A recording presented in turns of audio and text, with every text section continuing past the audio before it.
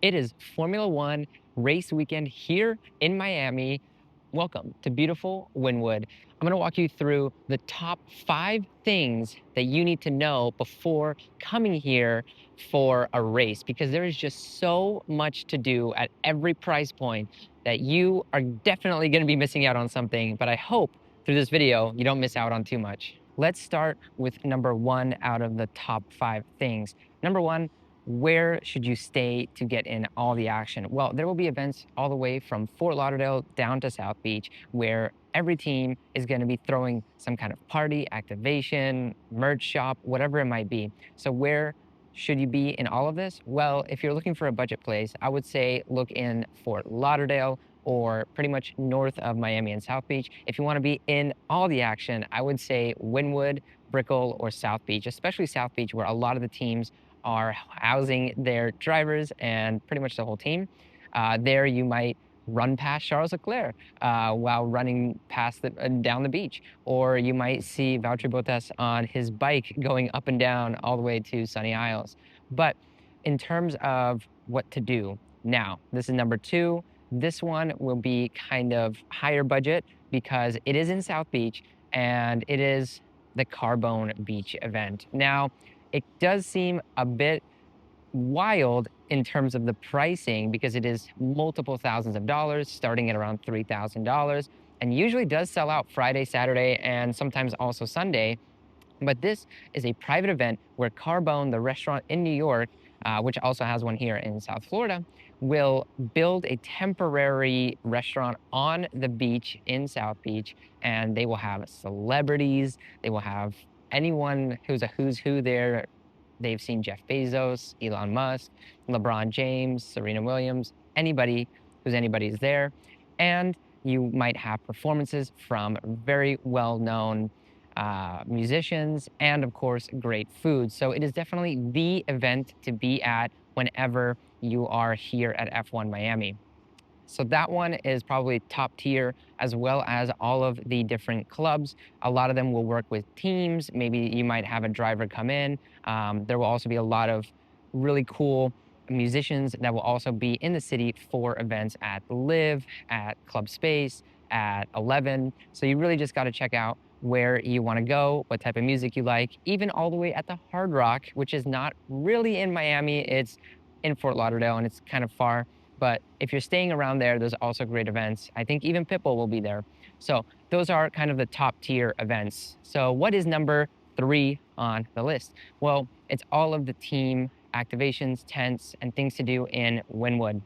Winwood is a really cool artsy place where you're often going to find really cool graffiti, lots of niche boutique shops, but during F1 weekend, it's also where all of the teams might host a livery or car reveal, such as Ferrari, which unveiled their car, which, hit or miss. But in any case, I was there. I saw Lewis, I saw Charles, and there will be merch sold. There will be different activations, like Red Bull will have a fan zone. There will be places like the F1 Hub where you can buy merch from almost all the teams.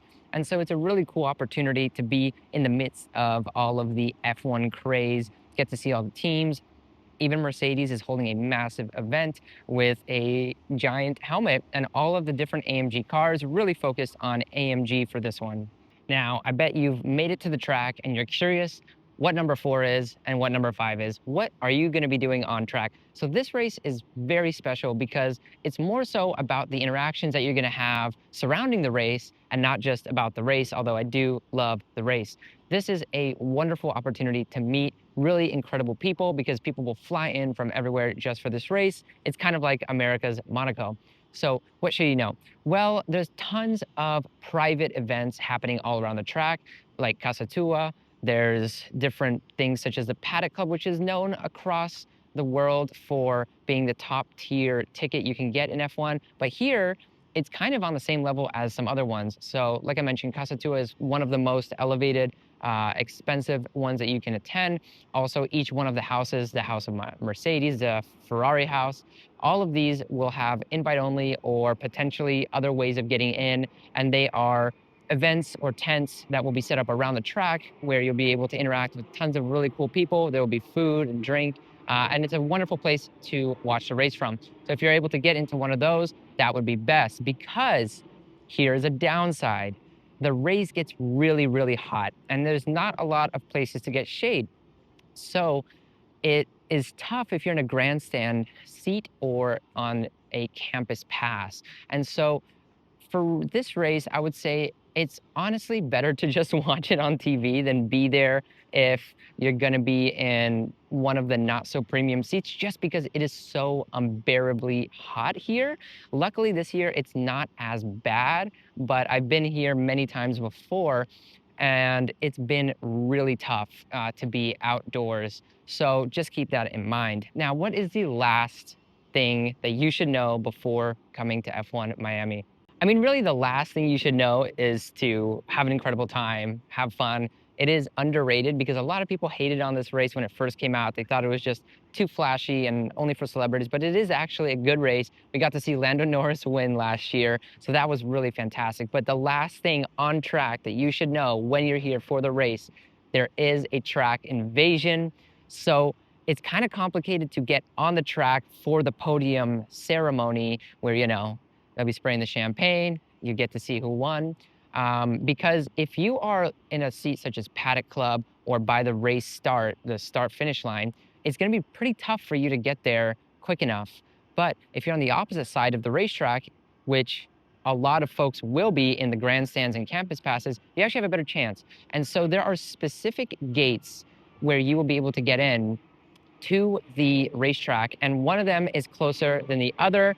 I will not reveal which one is better because you just got to be here to find it out. But it's a fantastic experience to be on the track, to run on that asphalt that they were just racing on, to see the podium ceremony. It's just fantastic. So that's been my quick overview of F1 weekend in Miami and everything that you should know before coming here that I didn't know in my first years coming to this race.